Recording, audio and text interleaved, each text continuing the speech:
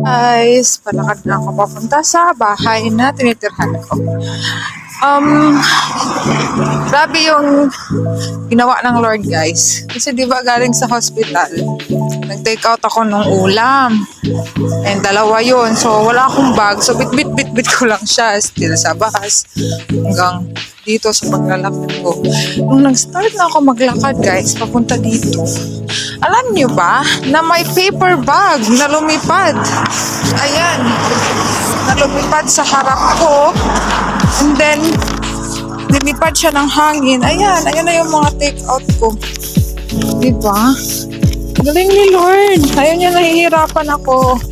Kasi hirap na ako sa dalawang maliliit na pack. So, ayan. Provide ni Lord out of nowhere. Itong plastic, itong brown paper bag na to. Diba? Ang galing ni Lord.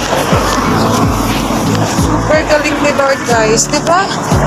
Ayaw niya lang, mahihirapan tayo. Kasi bit ko nga siya galing hospital. And then paglakad ko, ay lumipad! Yan. Thank you, Lord. Thank you so much. And yun lang, guys. Ayaw ni Lord na nahihirapan tayo. And gusto niya na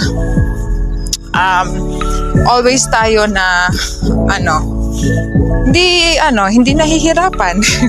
So, yun. Magpo-provide talaga siya ng way out of nowhere. Diba?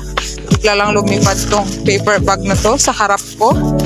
And then, galing ni Lord. Sobrang galing. And thank you, Lord, for your provision. Basta always lang tayo mag-trust kay Lord. And alam ni Lord kung ano yung kalagayan natin.